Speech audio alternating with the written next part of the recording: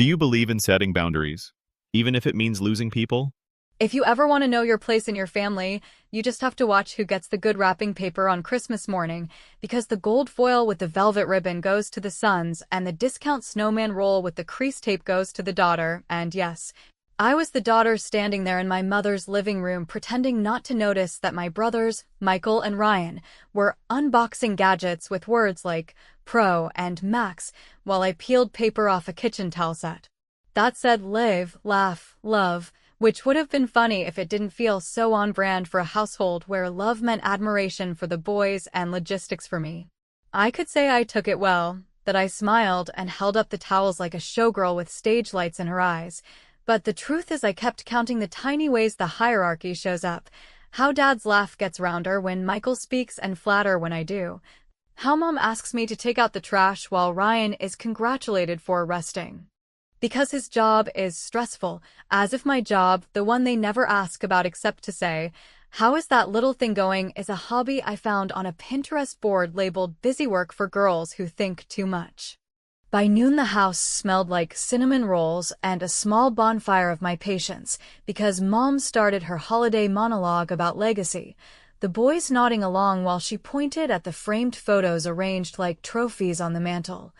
All those graduations and golf tournaments and a few blurry fishing trips where I was present in the background holding a cooler, and when she turned toward me with that upbeat cheerleader cadence and said I should be more like my brothers, more practical, less sensitive, more grateful, less opinionated, I did not rise to it with a speech that would go viral on motivational TikTok, because that is not how families actually work. I simply sipped the lukewarm coffee she handed me in the mug that said, "World's Best Helper," and said, as lightly as I could manage, that I was happy for Michael's deal and Ryan's new truck, and the collective triumph of the male species gathered in our split-level temple of selective memory.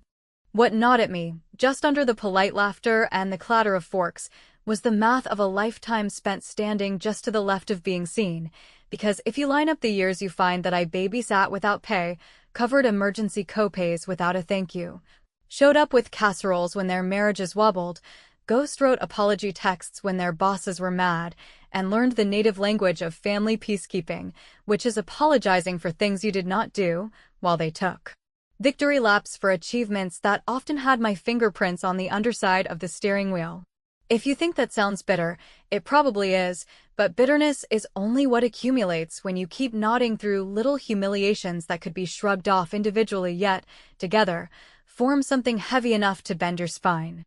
Dad clinked his glass and proposed a toast to the boys, and everyone laughed because apparently irony is the family ornament we never put away, and when he tacked on a half-hearted, and our girl, of course, Mom squeezed my shoulder with that managerial squeeze that says stay in line. "Honey, there's a schedule. The ham needs basting and Ryan's nap is in 10 minutes, and I realized that the role they wrote for me, quiet daughter, reliable workhorse, sentimental understudy, had lines I could know longer deliver without hearing my own voice turn into a dim echo in a room where no one is listening. So I did something very small that felt very large, which is how most revolutions begin, not with a shout but with a tiny adjustment of gravity. I stood, smiled, and told Mom I would run to the store because we were out of batteries for the boys' toys. And while she rolled her eyes at my wording and handed me her card like I was a household staffer in a holiday movie, I slipped my own card from my wallet and took the long way to the mall, where I returned my towel set at the department store. With the broken escalator, added my own cash to the refund, and bought a single gift card for a women's legal aid nonprofit that has a silent little office on the second floor near the perfume counter, the kind of place you only notice when you need it. The clerk asked me if I wanted a message, and I dictated one line in careful handwriting, because clarity is a kindness and also a blade, in honor of the daughter who always shows up. May other daughters be seen before they are needed. And then I drove to my parents' church, the one with the tasteful marble plaque listing holiday benefactors, and I asked the office to post the donation under my parents' names, with a note that their gift would fund consultations for women in crisis, and while I signed the form, I felt something in my chest loosen, not joy exactly, more like the first clean breath after a long, stale elevator ride. By the time I returned, The living room had shifted into naptime sprawl, Michael on the recliner with a smug smile, Ryan narrating his truck's towing capacity like a podcast no one requested, Mom rinsing plates in a rhythm that implied martyrdom, Dad scrolling his phone for sports scores. I set the small white envelope on the mantel between the framed trophies and the fake pine, told Mom her card was back in her purse, thanked everyone for the morning with a brightness that made Ryan squint. And when Mom asked, too sweetly, what took me so long, I said I had made a quick stop to drop something off for them at a place that would appreciate it. The envelope remained unopened until dusk soothed the windows into mirrors and the house exhaled, and then Mom, always a curious crow when the room relaxes, tugged the flap and read the card aloud in a voice that tried to be airy but couldn't decide whether to be proud or offended, and I watched the understanding crawl over her face like a slow eclipse as she reached the line about daughters being seen, while Dad looked up, confused, and my brothers exchanged that uneasily amused glance that men wear when the punchline bends toward them, and I thought, not triumphantly exactly, but with a calm that felt new and deserved, that the smallest lever had just shifted inside the machine we call family. Mom placed the card down without looking at me and asked, too quietly, whether I meant to embarrass them at their own church, and I, in the politest tone I own, said that I meant to honor what they value most, legacy and public generosity, and that the plaque would look beautiful next to the manger scene because nothing says Christmas like helping women who have been told to wait their turn. And while her mouth formed a careful smile, Dad's phone began to vibrate with a call from the parish office, and the doorbell rang, and the room tilted toward a new weather system as I sat back on the couch and waited, for once, for someone else to ask me what came next. When the doorbell chimed and Dad's phone lit with the parish office number, while Mom hovered between pride and panic, I understood with the kind of clarity that doesn't ask permission that a quiet line had been crossed. Because what they wanted from me was the same old choreography of smoothing feathers and offering plausible deniability, yet what I offered instead was a mirror held at a steady angle, and it turns out mirrors, especially public ones, make people itch in places they like to pretend are silk. The parish secretary, a woman with a voice built of sugar and ledger paper, thanked my parents for their thoughtful donation to legal aid and asked which Sunday they preferred for the acknowledgement from the pulpit, while the neighbor at the door held a misdelivered package, and I watched Dad's face perform a small weather map of disbelief, irritation, calculation, and finally that familiar paternal decree that comes out as a clearing of the throat followed by the kind of comment. That sounds like a sentence and functions like a warning, and, because I have learned to translate these family idioms since childhood, I heard in it not gratitude, but the rustling prelude to a private scolding with the volume turned down and the blame turned up. They did not scold that afternoon because extended family floated in and out with desserts and opinions, so the verdict arrived by phone the next morning while I was packing my laptop for a meeting, with Mom opening in her best customer service tone to inform me that my gesture had been misdirected and that certain causes attract undesirable attention, followed by a plea dressed as an instruction to call the parish and redirect the donation to something neutral, perhaps the roof fund, as though I had gifted them a scandal rather than a spotlight, and when I replied carefully, because fury turns my vowels into knives, that visibility cannot be neutral when invisibility has been the currency they spent me in for years, she gasped like I had slapped the air and asked whether I planned to keep humiliating the family. I did not tell her that humiliation implies a loss of face and that I had simply introduced the existence of mine, but I did say that if anyone felt exposed by the idea of daughters being seen, that feeling was between them and whatever conscience arranges seating in their pew. Around noon Ryan texted, not with "how are you," not with "can we talk," but with a logistical command wrapped in a shrug, asking me to take his kids that evening because he had a gym meetup and Lana needed a break. And when I replied that I had plans that involved my own life, he sent back a volley of guilt pellets about family teamwork and how I was usually available, which is a phrase that means your time is communal while mine is premium. And while he typed, I opened the folder on my desktop labeled with a boring project name that is in fact a ledger of my uncredited labor, screenshots of schedules I built, receipts I covered, and messages where the thanks flowed toward the boys like confetti, while my name disappeared into the cleanup crew. I had been collecting it like a museum of tiny fossils for months, not because I planned to sue my own blood, although the irony that my parents think lawsuits are instruments of moral failure is not lost on me, but because when the story keeps telling you that the ceiling is the sky, you need artifacts to remember that someone nailed it there. I told Ryan, sweetly enough to pass airport security, that I would not be his evening plan B anymore, and I suggested that he try a new high-intensity workout called parenting, which he did not find amusing. And within minutes Mom called again with that tremor that means she is looped in Dad, and they have decided we are discussing respect, which in our family is synonymous with female compliance.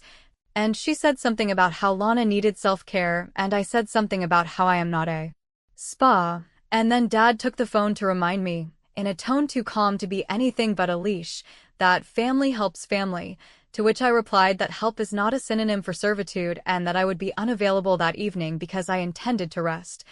which is also a form of work when you have been a utility for so long that rest feels like theft.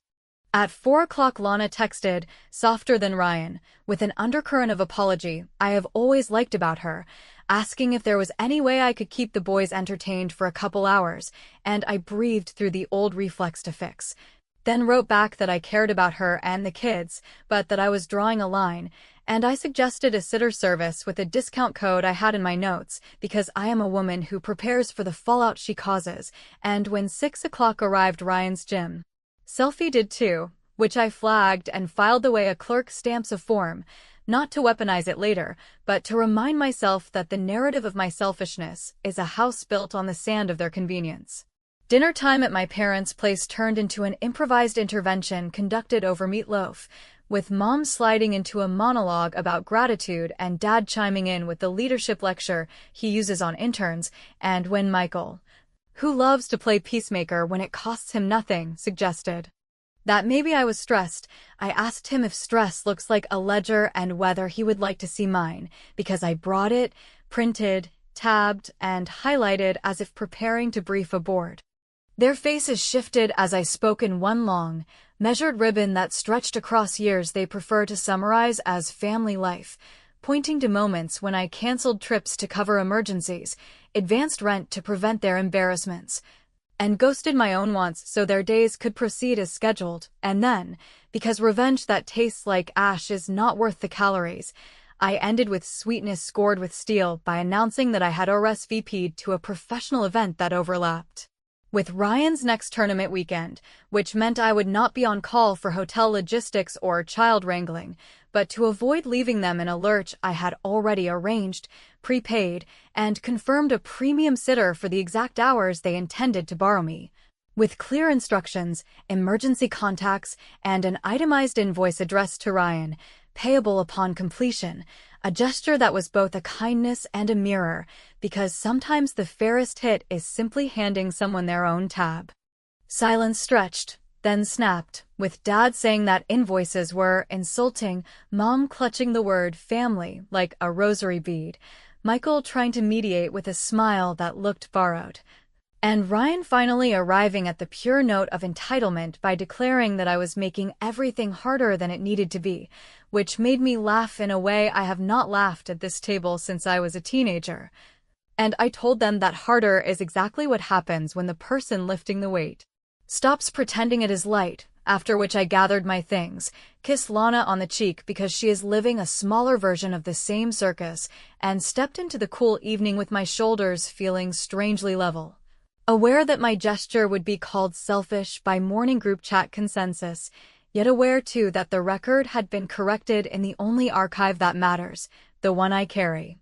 The next afternoon a message pinged from an unknown number with the parish area code and a question about whether I would attend the acknowledgement on Sunday, while a second notification showed Ryan forwarding me a photo of the sitter's invoice with a string of exclamation points and a threat to talk to Dad. And as the phone buzzed in my hand, I looked out the office window at a sky that finally matched my breathing and thought, almost gently, that if they wanted a family brand manager they Should have put me on payroll, because from this point forward the fee schedule would be public, the receipts would be crisp, and the pedestal they built for the boys would start to creak under its own weight, which is why when Mom's name flashed again, I let it ring. And when Michael's text arrived asking whether I had told anyone about his deal, I typed only one sentence that would land like a pebble in a glass house. We should probably discuss transparency at the barbecue on Saturday. Don't you think? By the time Saturday's barbecue unfolded across my parents' yard like a cheerful advertisement for unity, with the rented canopy flapping against a sky that pretended not to notice the humidity and the folding tables sagging under bowls of potato salad as if starch could anchor a family, the group text had already worked itself into a froth of speculation about whether I was coming alone, whether I intended to behave, and whether the parish announcement would embarrass anyone, which made me smile in a way that did not reach my eyes because nothing heightens appetite like the promise of a spectacle, and I suspected they were hungry for a show until they realized the show had a ledger and a microphone that does not need permission. Michael arrived first with a swagger that looked suspiciously leased, tossing his keys onto the counter and announcing in a voice designed for donors that his deal, always capitalized in the family mythology, always rendered as destiny fulfilled, had cleared. In a way that suggested divine endorsement, while Mom clapped with the nervous fervor of a hostess who believes praise will prevent spills, and Dad poured drinks with the ceremonial gravity of a man who loves being head waiter at his own coronation. And I took my time greeting cousins and aunts who knew how to read rooms better than Bibles, so by the moment I reached the patio the chorus of congratulation had swelled enough to disguise the faint squeal of a pedestal under strain. I had promised myself I would not go in swinging, because swinging is for people who need the hit to land, whereas I needed the truth to stand, so I waited for the toast, which Dad launched with his usual theatrics about grit and vision and the proud tradition of this family producing men who make things happen, and when he added the customary amendment about how our girl had a little win this week too, meaning my promotion, meaning the tiny ribbon of acknowledgement he tosses like confetti. While the spotlight sticks to the boys, I breathed once, tasted the smoke in the air, and stepped forward with the kind of smile that makes people move their plates, not because they are generous, but because they feel an earthquake coming through their cutlery. I raised my glass, thanked the crowd for loving this family through long seasons of denial disguised as hospitality, and said that since we were celebrating Michael's spectacular deal, I would love to propose an even more spectacular toast. One that acknowledged the kind of partnership this family values most, the kind that involves silent guarantors and living room equity and signatures that happen in kitchens where the daughter is asked to chop onions while the men draft the terms. Michael laughed the way punters laugh when they think the horse is friendly, told me to do my bit, and I did, except my bit arrived in the form of a tidy folder I laid on the picnic table between the barbecue tongs and the bowl of corn, containing public records that are not difficult to obtain if you understand that paper trails are truth's nervous system, and I explained, slowly enough for the cousins at the back, that the anchor of his deal, the line item he has been presenting as institutional faith in his genius, was in fact a secured loan against the house my parents still technically own, co-signed under a quiet amendment filed the same week I moved out to the apartment they considered a phase. And that while I had no quarrel with parents backing a son, it was curious to me that when I asked for a modest bridge last year to cover a certification that advanced my career, Mom said funds were tight and Dad said independence builds character. And yet somehow the purse strings loosened when the project looked like a miniature of Dad's old ambition in Michael's hands. The patio performed a collective intake of breath that rustled the napkins, while Mom murmured something about privacy and timing and the rudeness of documents at a family gathering, and Michael, who had not read all the pages because he never reads all the pages, grabbed the top sheet and squinted as if the print might confess to fraud if he glared hard enough, and then he did what men do when narrative deserts them. He attempted charm, reminded everyone that families invest in each other, that his repayments were scheduled, that the bank had confidence, and he pivoted toward me with a joking plea to stop being dramatic and let the winner's circle breathe, which allowed me to deliver the line I had rehearsed not in my bedroom mirror, but in the quiet space of my spine. I am only asking that we breathe the same air, because if we are measuring wins, then offsets belong on the table. And since the family ledger has always included my unpaid labor, perhaps we should tally it before we pass the coleslaw. There was an aunt who tried to clap, bless her instinct for balance, but the sound died as Dad lowered his glass and attempted to regain the floor by invoking respect, the sacred cow he parades when the pasture catches fire. Except this time I did not retreat into the timid choreography of I did not mean, because I did mean, and the meaning was not revenge, not yet, the meaning was light. So I described the battery of texts and late-night calls where I had patched holes in their plans. I noted the errands disguised as care and the cash floated as character building for others, and then, because tidy math is my love language now, I slid a single page across to Michael, an itemized calculation of the hours I had spent ghost prepping his launch deck, the edits I made that made the thing readable, and the connecting calls I introduced that he later posed as organic. Not to invoice him, I could hear the collective heart attack forming, but to demonstrate that equity, when invisible, sours, and when counted, clarifies. Michael's grin thawed into something closer to anger, Mom's smile hardened into lacquer. Dad asked in a voice thin as fishing line whether I intended to embarrass this family, and I said that what embarrasses a family is not daylight, but the choice to keep the shades drawn. And, because I had promised myself a revenge that tasted of wit and not ash, I added that to lighten Michael's monthly burden I had reached out to a contact at a community development fund that supports ventures tied to equitable employment, a fund that could refinance his loan on favorable terms provided the company met a hiring threshold that included women in meaningful roles beyond the receptionist.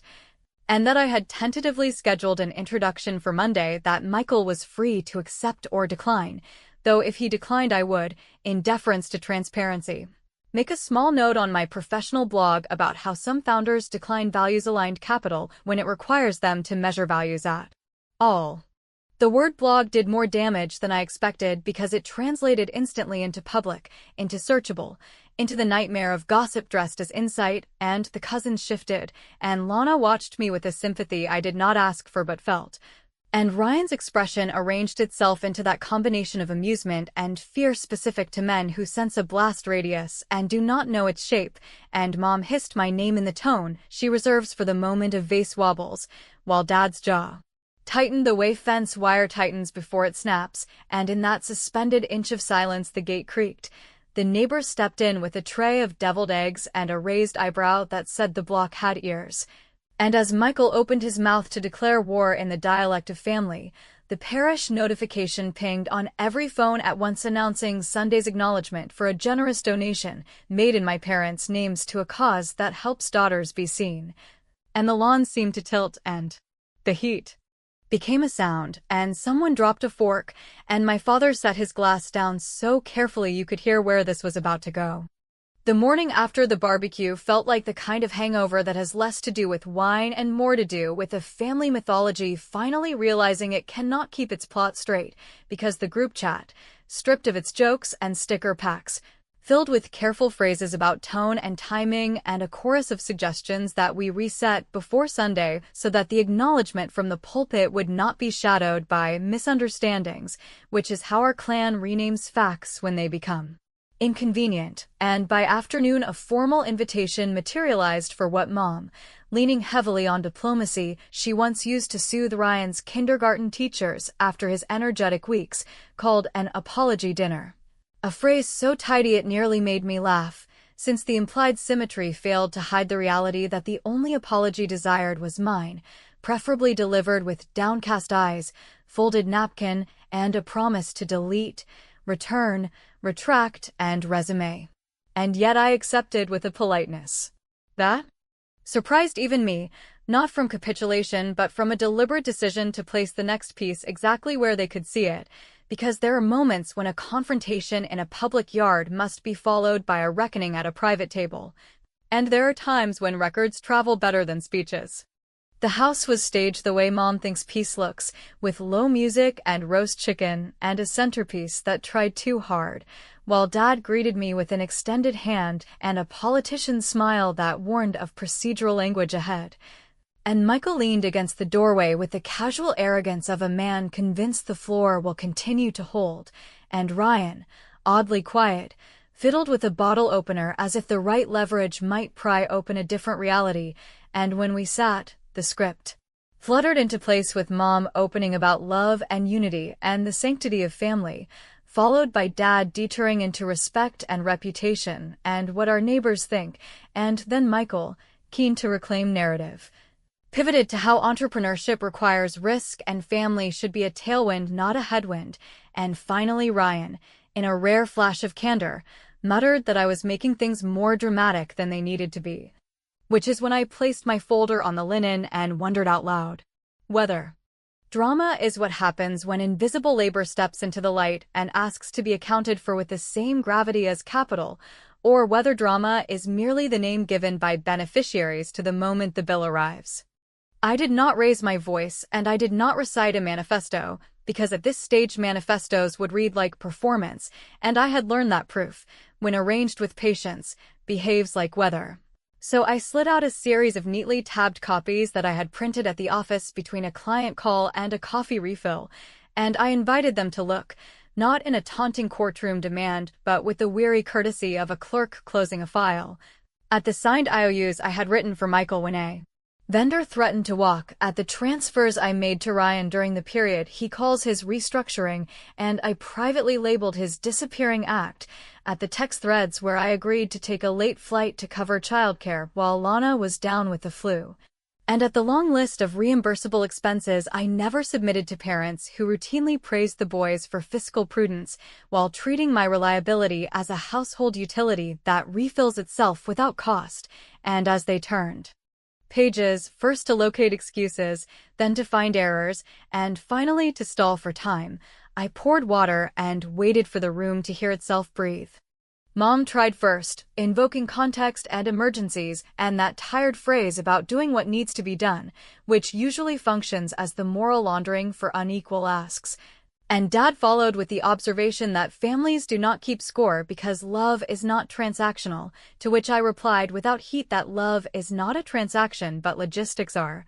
And that keeping score is what adults call responsibility when the favors are big enough to move a mortgage yet small enough to be erased by memory, and Michael, realizing that the pages would not be vomited back into the folder by sheer charisma, asked whether I intended to charge interest like a bank, which allowed me to practice the humor I am trying to keep alive by answering that given the rate of inflation on my time, the interest had accrued quietly in my spine and would be paid down by a new policy that starts tonight. Namely that I would not extend unsecured credit to people who called me family when it was convenient and secretary when it was not. Because revenge, to be satisfying, needs a design finer than a slap, I reached for the envelope marked with my own careful handwriting and slid copies of zeroed-out invoices toward them, not to absolve them in some melodramatic act of holiness, but to announce that I had reconciled the account on my end by deciding that the money already sent would remain a sunk cost in the same way my 20s and early 30s had been sunk into their emergencies, and that the new cost structure would be explicit, not punitive, simply reflective of market rates for time and competence, a schedule I had also printed in a single page of bullet points that I knew would offend Dad's sensibilities about family and capitalism, and as he read, jaw flexing in tiny tremors, I added that to prevent future confusion I had also emailed the document to each of them and blind copied myself at work, not to escalate but to memorialize, because the difference between a favor and a pattern is usually a paper trail. There was a moment, thin as thread yet resonant as wire, when it seemed they might choose a different path, because Mom's eyes glossed with something that looked like comprehension, and Ryan, perhaps thinking of Lana and the sitter invoice and the gym selfie that did not age well, shifted his weight as if humility were an option he could try on, but the moment passed with the arrival of Dad's verdict, delivered with the same measured cadence he uses to announce budget cuts, that if I plan to impose policies like some outside contractor, then perhaps I should consider myself outside the family altogether, and the sentence hung there with the finality of a door ceiling, which is when I felt something inside me, something I had nursed and hidden and fed with small acts of competence, rise and settle at last, and I said, without theatrics and without a tremor, that it was a relief to hear the truth stated plainly, since the exile had been unofficial for years, and that the only difference now was that the terms were named. Mom gasped as if oxygen had been siphoned from the room. Michael barked a laugh that tasted of fear. Ryan reached for a reconciliation he did not know how to build, and I stood, folded the linen carefully as a kindness to the woman I keep trying to be, placed it by my glass, and announced that I would let them enjoy the roast and the centerpiece and the delicate feeling of being the aggrieved party, while I would enjoy the quiet that comes when a line once whispered has been spoken out loud. And as I reached the doorway, Dad said my name with the old authority that used to turn my feet to stone. But the stone had become a path, and I walked down it into a night that smelled like rain and new rules, aware that the next move would be loud, public, and irreversible, which is why when Michael texted not 10 minutes later to warn me that Mom was calling the extended family and that Sunday would not go quietly, I replied with a single sentence that contained more calm than threat and more promise than apology. Then I suppose we will finally say the whole thing into a microphone, won't we? Sunday arrived with that particular brightness churches love, the kind that makes every car hood gleam and every polite smile look like forgiveness rehearsing for a photo. And as I walked up the stone steps in a dress I chose for its pockets and its refusal to apologize for being practical, I felt the fine metal click of a plan settling into place, not because I wanted to crush anyone under revelations, although the temptation to end this saga with a grand slam had danced across my nerves more than once, but because I understood that revenge, to be worth anything beyond a sugar high of triumph, has to teach the room a new habit, and mine would be clarity served at room temperature, with receipts as garnish rather than as weapons. The acknowledgement came early in the service, the priest smiling his diplomatic smile while the parish secretary read my parents' names with the solemn cheer of someone who has learned to keep donors comfortable, and when the words, to support legal aid for women and girls in crisis, carried through the nave like the better version of our family motto, I watched the ripple move across the pews and into my mother's spine, and I felt the old ache try to rise and then sit back down. Because for once I was not the one who had to hold the table together with 7 kinds of politeness and an 1/8 of silence. Afterward, when the courtyard filled with coffee cups and careful congratulations, Dad steered me to a patch of shade and began the speech I knew he had been polishing all night. A speech about reputation and legacy and the tragedy of a daughter who prefers public spectacle to private reconciliation, and I let him finish. Because interruption has always been his language, and I wanted him to hear what patience feels like when it stops being a leash and becomes a choice. Then I handed him an envelope addressed to both parents with my full name printed across the seal like a verdict, and inside, nestled between a simple letter and a notarized statement, was the document that would either detonate whatever fiction remained or burn off the fog so we could see where the shore actually is. I explained, with the steadiness of a project manager announcing a handoff rather than a rebel declaring war, that for years I had contributed quietly to what our family calls the safety net, those emergency funds we all pretend are a communal parachute while the fall risk somehow always lives in my calendar, and that after recognizing the pattern for what it was, an insurance policy paid by the least insured member, I had transferred my contributions, and only my contributions, into a separate trust under my name, administered by a third party who would release funds exclusively for my healthcare, my housing, or my legal needs, with any disbursement requiring a simple affidavit from me, rather than a committee vote conducted over a casserole. There was a moment when Dad's mouth opened and no sound came out, the silence landing between us like a heavy coin, because he understood that I had not stolen, sabotaged, or exposed anything that belonged to them, that I had simply stopped underwriting a system that treated my reliability as harvest and my autonomy as garnish, and before he could assemble a counterargument about loyalty or betrayal, Mom stepped in with a whisper that fluttered like frantic wings,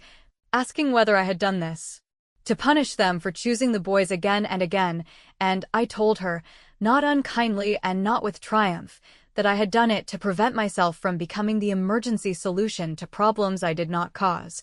And to give the future version of me a kind of guarantee I had been foolish enough to extend to everyone else while assuming the universe would extend it to me. Michael arrived with his phone raised as if documentation could bend facts, and Ryan hovered at the edge with Lana, whose face held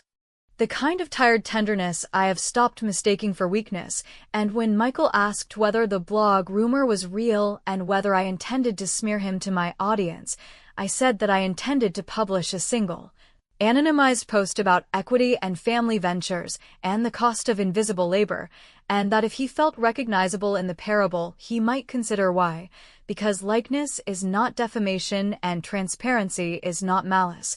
though discomfort often tries to market itself as injury. Because clever revenge needs a hinge, a pivot where the room chooses how it wants to live tomorrow, I added one more piece that I had prepared with a steadiness bordering on tenderness. And I handed Michael a printed introduction letter from the community fund I had mentioned at the barbecue, confirming a meeting for Monday that could refinance his loan on better terms if he committed to measurable fair hiring. And I told him that if he canceled without cause I would withdraw, not my goodwill. Because I am done dividing myself into slices to be served at a family banquet, but my silence, meaning that I would no longer carry his story in a way that protected him from the work he claims to love. Which is to say I would stop buffering him from accountability disguised as bad luck. Dad called it extortion with a vocabulary, Mom called it showmanship with a lawyer, Michael called it sabotage from the cheap seats, and Ryan, who has always been better at reading the weather than maps, asked quietly whether this was my final word or whether there existed a version of this family where my seat was neither at the children's table nor at the service entrance, and, because I wanted ambiguity to do its rightful job, not as a dodge, but as a space where adults decide who they want to become, I told him there was a version where my seat remained. But in that version the table has legs called reciprocity and the plates are labeled with the names of the people who actually cooked. We spilled into the parking lot with the kind of hush that falls when everyone's script has holes, and as Mom put a trembling hand on my arm and asked whether I would at least come by later to talk like we used to, I felt the old muscle try to engage.